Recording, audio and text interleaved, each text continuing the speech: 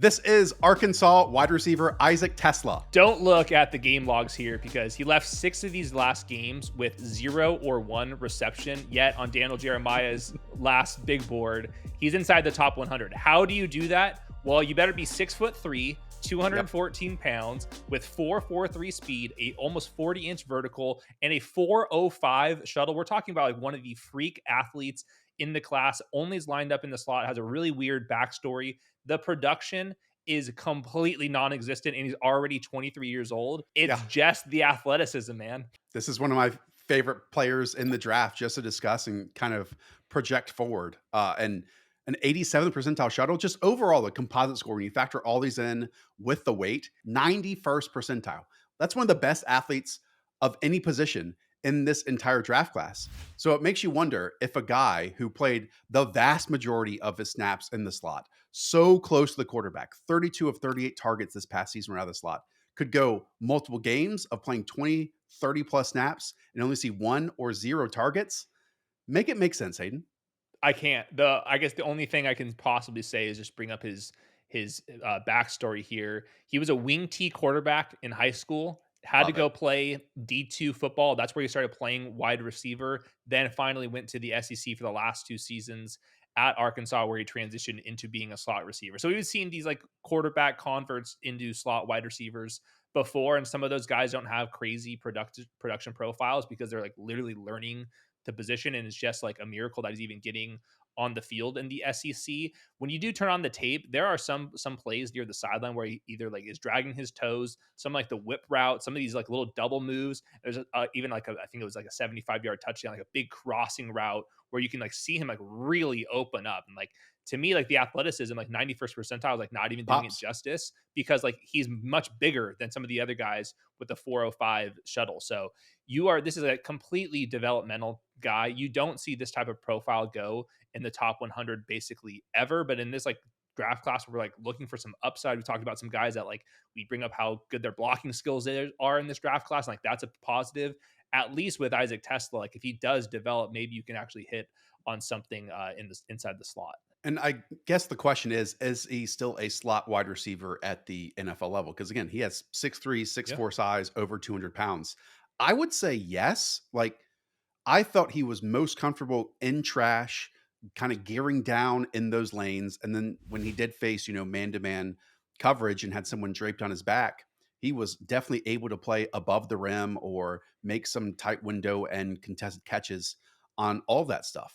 Again, I repeat, 32 of 38 targets this past season were out of the slot. The year before, it was 38 of 65.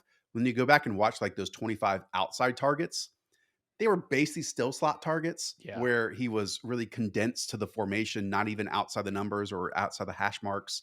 And then often it was, wide receiver going motion that was lined up outside of him, then working Switch inside. So release. it's still Yeah. like the close to line of scrimmage stuff.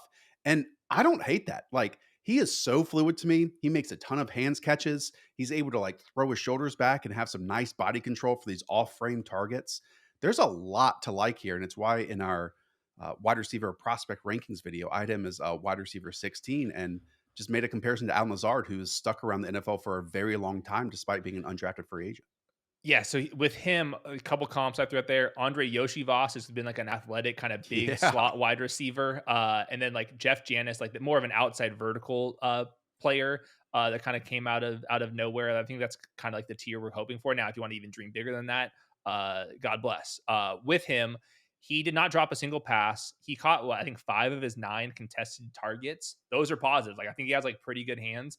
I think like if you're saying like, all right, why wasn't he productive? Like the real reason is I don't think that he's a great route runner in that there's always somebody on him. And you just like don't watch that much slot wide receiver tape where like somebody's like consistently draped over you, especially when you're this athletic. So it's probably his releases, is how he like manipulates corners. It's like all these things where he's probably just like trying to figure this thing out on the fly. So he's got to be a special teamer in the league to start out with. He's probably going to be a fantastic special teamer based off of his size and athleticism, and hopefully he starts picking up the game a little bit more. So there's not somebody always on his back. And I think part of that route running stuff is in his routes, he was very one speed to me. There wasn't necessarily suddenness in his breaks.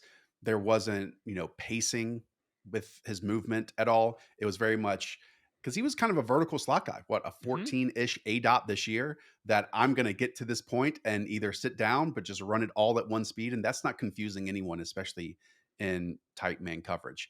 But again, not shocking at all if his best football is ahead of him. And Yoshivas stands out to me because they kind of have like three of these types that are these big slot guys.